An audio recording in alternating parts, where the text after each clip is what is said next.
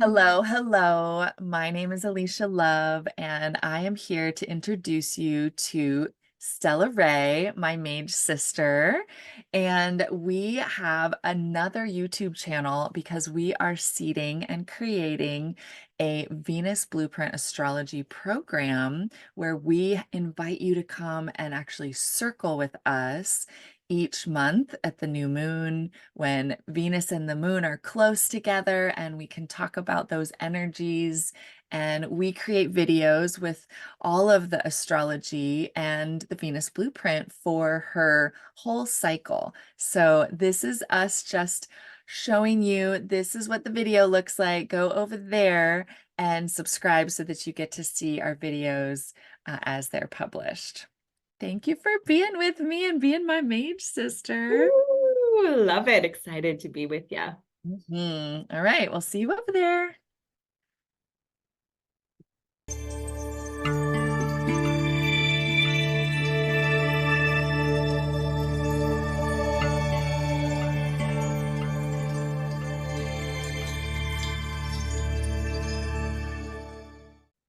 Welcome to Venus Blueprint Astrology, where we explore the secret wisdoms of the sacred feminine as the much needed medicine the world needs at this time.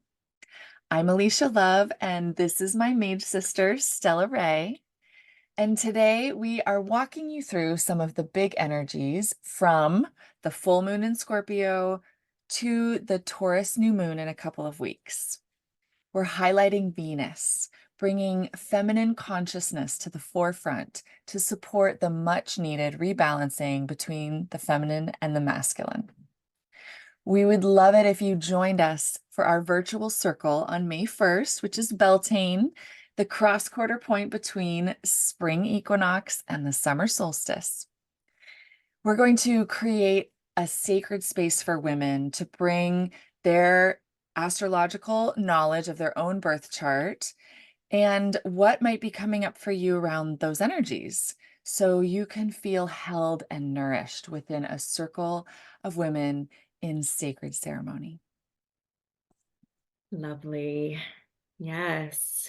And as part of this, we feel really called to bring in the sacred feminine as this third wave of feminism, much needed on this planet, bringing that into our lives, into our world, and onto this planet. And we believe that women need new female rites of passage to bring us together at this time for this purpose.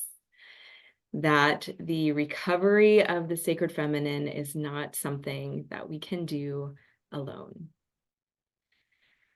So we value all of your comments and your personal experience. We'd love to hear from you how you are experiencing all the energies of this time. And if you are feeling this call to define new female rites of passages for ourselves, come and join us. Come and be in circle with us.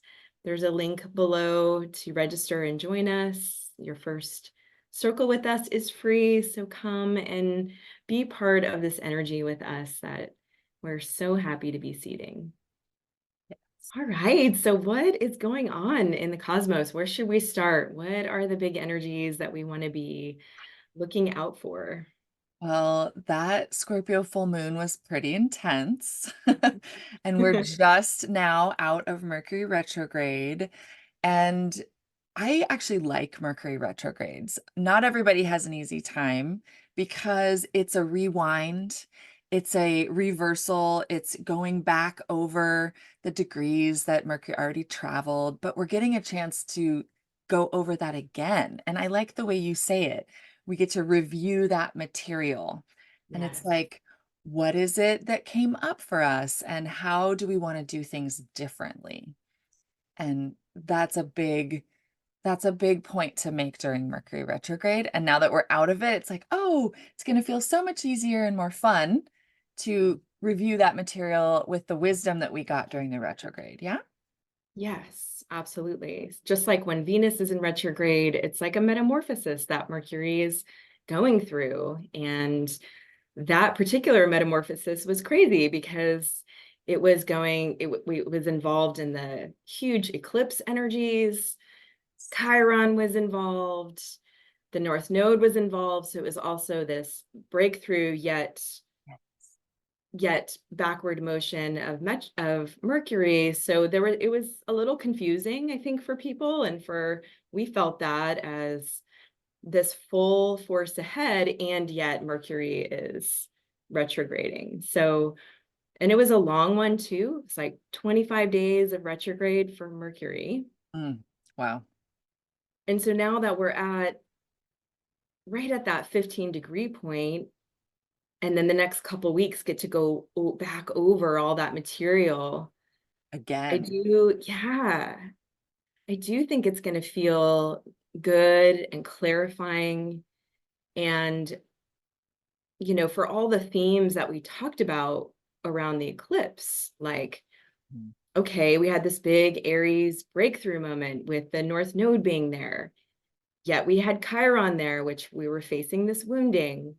I think there's going to be an opportunity to say again, okay, wait, what did we seed with that? What was the breakthrough that we had around our self-definition, around our courage to move forward, around declaring our sacred boundaries and our mission in life? And I think it's going to all feel a little bit clearer, like this review process that we get. It's like this little gift of getting to review it.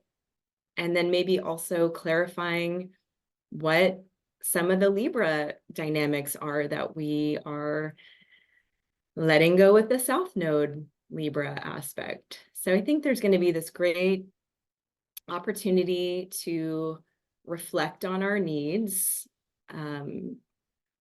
maybe even some opportunities to clarify with people in our lives some of this insight. Like maybe we have conversations with people now that we have a little bit more time for clarity and integration. Like, this is what I feel is kind of a new definition of what I'm up to and what my mission is and what my next steps are. That's a good thing to think about as we're walking towards the new moon, which Yeah. means the moon is waning right now, and we are going back into the like, what are we really doing differently? How do we want to seed something new?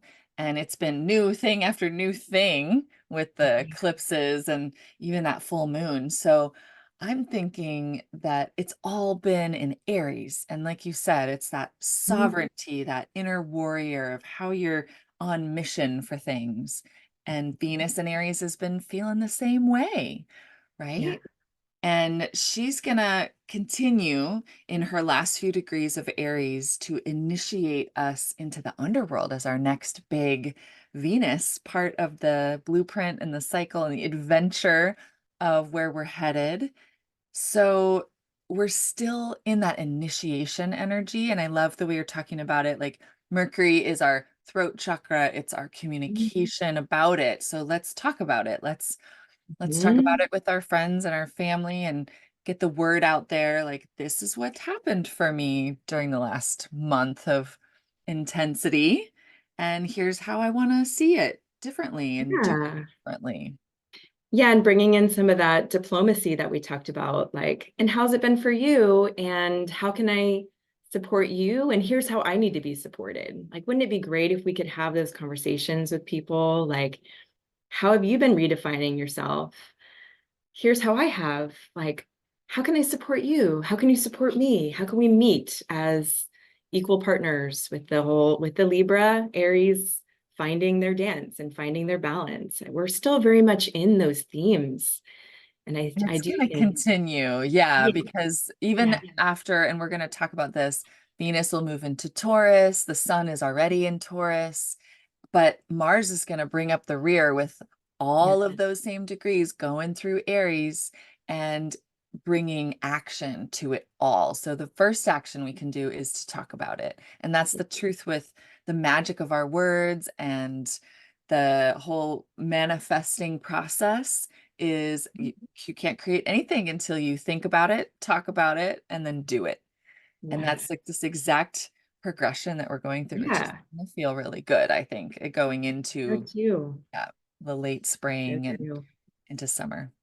Yeah, and here we go. So we've got this juxtaposition. We're like in spring and summer seasonally, and yet Venus is making her way. Just in recording of this, it'll be tomorrow, right? That Right. Venus is within 10 degrees of the sun. So that's when we say that she is going into the underworld. We can't see her anymore. She's no longer visible as the morning star. And it's a new phase of this larger 19-month journey that we're on. So Yes. So yeah, let's talk all about that. let's Venus, do our love. So she's been in this Leo cycle, and we've been feeling the fiery energy of Venus and Aries this last 3, 4 weeks, right? And Venus and Aries has been our initiation. And I think of the whole morning star descent portion of the cycle, which we just are completing right now, as the warrior part of Venus where she is initiating. And that's what she does in Aries. It's perfect, right? And she's initiating into death because she wants this full understanding and complete surrender of anything holding her back from the depth of wisdom of what the underworld brings, because she doesn't know. And so she's adventuring down. And the thing that Venus wants right now is to feel that intensity of passion and purpose and taking action. So she's full force going into the underworld. And by the time this is published, it'll be underworld time. We'll be like, yes, okay, now we're in the underworld. We're doing this whole thing we set out to do. We're finally here. This was the point of the journey in this yeah. part of it, right? So she's passionately excited to be in this complete naked death place. And the way we've been talking about it these last few days, like, what's it going to feel like? How is this going to be? Is like going deep down into the earth to incubate and reemerge. When Mhm. she comes out as the evening star, she's going to be like all that energy we've been nurturing into this like pregnant feeling of something's going to be different. We're transforming and changing. It's going to be different on the other side. But we don't know what that's like when we're in the womb and it's all dark and we just don't have any anywhere to go or anything to do. Venus is going to be moving right into Taurus a couple days after that. So it'll be a great earth embodied dropping down and into the pleasure and the sensations of embodiment in that beautiful wombic energy of the underworld, right? Yeah, because it's tough because, in the classical story of Inanna, when she goes into the underworld, she's going to get hung on a meat hook Not and left pretty. there Death to is not die. glamorous, no. Yeah, it's like but it is that juxtaposition of, and, as she submits to that process and as she gets some assistance in the underworld with the empathy and the self-compassion that her sister Erishkigal in the underworld needs, they get to have a new dance. Inanna gets to be reborn.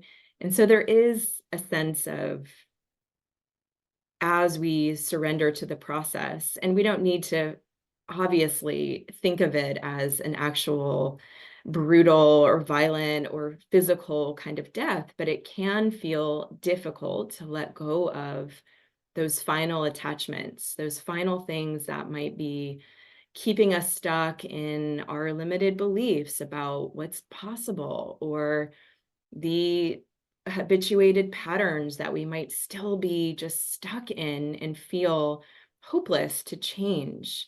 And there is this element here of faith and anticipation that if we stay with the process, that we will come out on the other side. It's like the most classic story of all time, like the death and the rebirth. So yes, I think Venus in Aries is rearing to do it. And then the energy shifting to Taurus will help us to feel more settled in that experience and to take pleasure in what it feels like to emerge or to prepare for that emergence.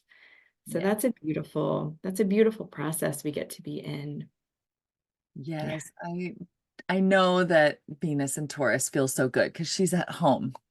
That's Yeah. her home sign, between Taurus and Libra being just so Venetian and connected to this the pleasure of being in the garden, right? And enjoying life and the beauty of what comes out of the earth. And it has to do with, and we're going to be working with this, I think, our relationship to money and Mhm. just releasing old patterns around what it means to be valued.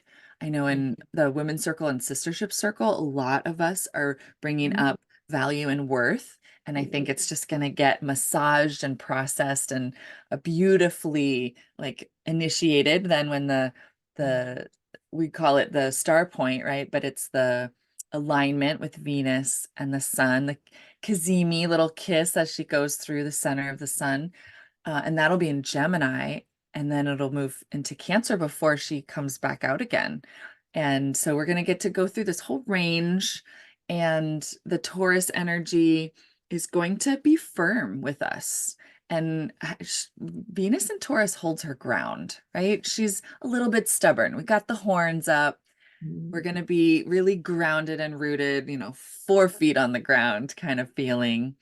And there's a tenaciousness about what we're doing in Mhm. Venus and Taurus energy to really get through to the other side. So that's also going to feel really good. It's not like this underworld time is just going to be like the raw and like carcass energy of just decay. It's I've been feeling it more like a pregnant belly and the below the earth energy that happens when you plant a seed and it starts to root. You don't see the shoot come up until it's ready, but the roots are already growing. And so that garden analogy and pleasure is important with Venus and Taurus. But she's also seeking intimacy with others and with herself. Yeah. Yes. There's Yeah. a lot of that like connection on the physical and being close and enjoying the comforts. I know I take a lot of baths and go to hot springs and do all Mhm. of that. It's going to be so good to feel into that Taurus Venus energy. Yes. I mean, I think essentially Taurus is so self-valuing. So whatever it is for us that connects us to a sense of our own value and worth, even if we are experiencing places that feel like composting or patterns within us that are still falling away or that we still feel stuck in. I think having an awareness of how we can value ourselves even in that process as beautiful, like that itself can be a beautiful process. It doesn't always have to be love and light in every moment. There is a beauty to the dark and to the feminine dark and to accepting where we are in that process and feeling into the liberation that is bringing us. So yes, Taurus feels comforting and definitely assisting us in those first phases of that underworld journey. And then Gemini, right? Then we move into the Gemini dimension. So it's interesting, all of Venus and Taurus and all of Venus and Gemini is all in this underworld part of Venus's journey. So in Gemini, and I know this is your Venus sign in Gemini. So, yeah, how do you feel that Venus in Gemini is creating sort of this fuel for the next phase of the journey that we're going to be on, which is this ascent phase of the journey out in front of us? Yes, Venus in Um, Gemini wants to take flight. It's another air sign that brings us a lot of energy to move through things. So that's going to be assisting the whole underworld journey and what it is that you're ready to take flight for when she does reemerge, right? yeah. And it'll be a lot of talking about the different possibilities. I have that Venus and Gemini energy in me, and I am such a social butterfly, and I do a lot of little projects and big projects.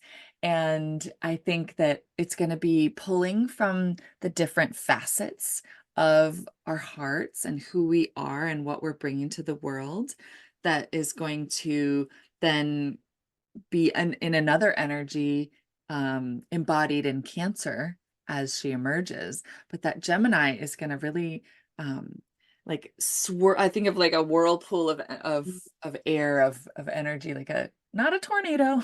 Like what is sweeter and softer than a tornado? I don't know. Maybe tornado energy for some people. Oh, yes, yes, I The love it. whirlwind, that's for sure. Whirlwind, yeah. Well, Venus, Gemini to me is also just so comfortable in all the different worlds. Like Gemini can be in the upper world and then down in the underworld. It's one of the few signs in that sort of quality of Mercury that it can take the underworld journey, but it can also be So equally high. comfortable in the celestial world. It's like it has that quality of being comfortable in all worlds. So I think it'll lend some um, resourcing to our underworld journey, some perspective, like that there's a time and place for all these different elements and sort of giving us maybe some foreshadowing, like you said, about what's to come, what we're headed towards, what new story that we're creating. Like Gemini wants to seed new stories, weave new stories. Like So what is our that's our big thing we want everybody to take away from this video is what is it that you are seeding during this underworld time, right? And it's going to be this Taurus energy that helps us plant it, and then the Gemini energy that helps us like really whirl it into form. And yeah. what is it going to be on the other side? We'll like flow into it with Cancer, but this Mhm. is going to be like what is it that we want to create during this underworld time? I know you and I have a big Yeah. course that we're creating for everyone to learn this information, the Venus blueprint, and individually, like for me, we're talking about this new moon in Taurus coming up as well. So all this Taurus intentional energy for me is about valuing my peace of mind by clutter clearing my physical space. I want my space to feel really clean and clear in this underworld time. So I'm going to spend time doing this. And in soul coaching, we have a whole week and through the whole month of doing the 28-day program, it's like clutter clearing is every other or every third day as something, anything. It could be your sock drawer, pairing up your socks. Like that is such a symbolic way to intentionally put paired wholeness energy back into your life. So it's Hmm. those little things. Yeah, Yes. feels good, right? I love it. I love it. And I think, like you said, there are a lot of things that we're seeding together and in Gemini, which is like a new story that we are weaving for the feminine and inviting women into that process with us. And for me personally, I think it's similarly small acts of self-valuing, meaning noticing when, in the smallest ways, that I am abandoning myself in service of that tendency to just slip back into an act of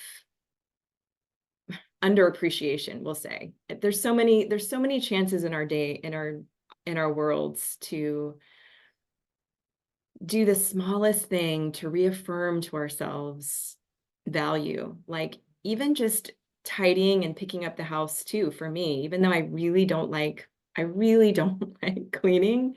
I just really don't. I really don't. But I do.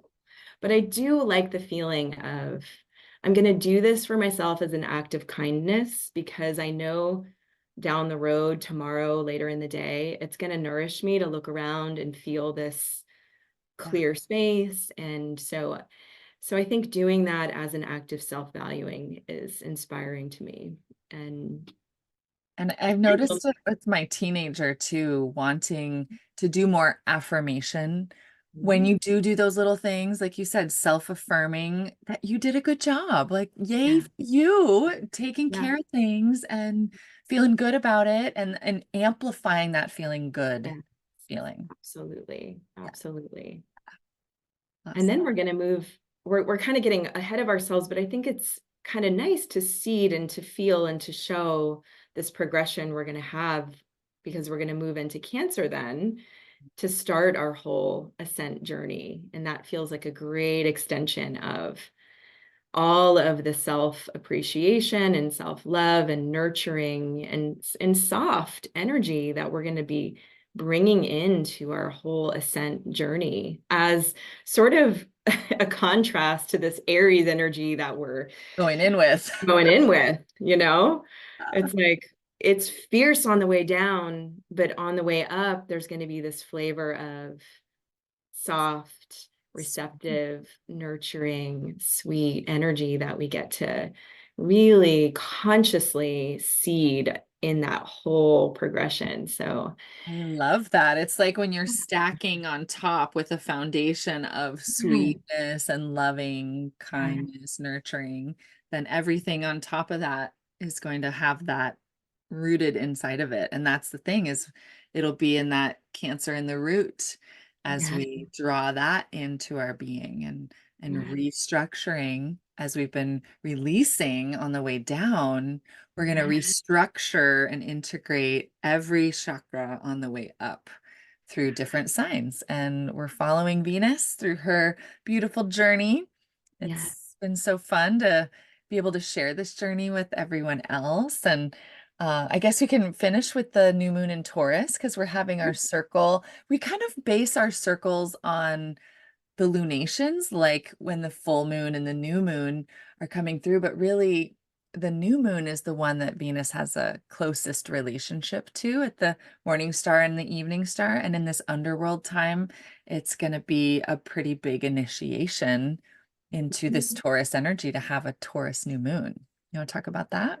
Yes, yes. We are having our Taurus new moon is it on the 8th, I believe, of May, so in a couple of weeks. And we've already kind of talked about that flavor of Taurus, and how we are weaving that together with Venus being in the underworld, still in Aries. So what are our intentions for this new moon, this really special underworld dimension new moon? Um, By the time we get to the new moon, Venus is already going to be in Taurus. that's right. She goes into Taurus like the day after she gets in the underworld. It's like, Yeah. okay, got there, did it. All right, now I can relax, which also feels like really appropriate to talk about, like, especially because we've had so much intensity with this solar eclipse and all this Aries energy. And there really is that shift. It's a very pronounced shift from Aries to Taurus, where it's like, you've done all of this kind of work. You've done all of this really strong seeding and energetic intending and mission oriented, purpose oriented patterning. And then Taurus is kind of like the deep breath that you take at the end of all that. Like, I know. I just want to like sit inside my body a little bit deeper when you say like, oh, and then we're gonna get to like dunk right back in. yeah, it's like, okay, like, well done, good work Yes. with Ah, all of soothing. that hard work that we've been in, and Mercury again helping to integrate that for us. I think it's going to be really sweet to see this Taurus new moon, to understand that we can take a breath, that we can slow down a little bit, that we can relax and enjoy the ride, and we can connect with the earth in a very simple, direct, immediate way in order to be nourished and sustained for the fullness of what the journey brings. So I do think it's a sweet time for being nourished. Yeah. Yeah. And that new moon in Taurus is going to anchor that, maybe is a good way to say it. And it's there with Neptune, no, Uranus, Mhm. close to Uranus, and Jupiter, going on and continuing, and will be in Gemini then pretty soon as well. So we're like really milking this Taurus rooted energy. By the new moon, it'll feel really settled, Mhm. and you can really drop into that intention for embodied presence, right? I like That's that. really what's going to get us through the whole underworld processing, Mhm. is to stay really present and trusting the process. Yes, I love that. Embodied presence is a great phrase for Taurus. And Yeah. especially like we were saying, after all that Scorpio full moon energy that we probably all felt in our own ways, but as intense, Yeah. Taurus is a great balance and complement to bring us back Yeah. down and into our bodies. With Uranus, there might still be a sense of things getting shooken up around that. You Like know, earthquake a little bit, like, ooh, yeah, it might, yeah, crack something open and help yeah. release or, yeah, support. Mhm. Or remind us whatever was happening during that Uranus Jupiter conjunction, if there was anything for you in your charts that was especially around that degree point. I think it was 21 and the new moon is in 18, so it's pretty close by that energy. So it may help to solidify or give a little more reminder of what needs to get shaken up a little bit around where we're not self-valuing, where we're not allowing ourselves to rest and to receive. Yeah, I feel that. We're just going to keep getting the reminders. If we're not getting it, the universe just keeps like bonking you on the head until you get it. Yeah, it's the Yeah. reminders that we love. And that's why we watch the stars. And that's why we feel into this energy to remember Yeah. and to initiate ourselves through the process with a conscious evolutionary focus. So, Yes. I join love us in our circles because that's what we focus on. it. And look for our underworld seedings as we are preparing a beautiful program to really deeply understand this and enjoy this feeling of surrender and being in this wombic energy of connection to the earth. Yeah.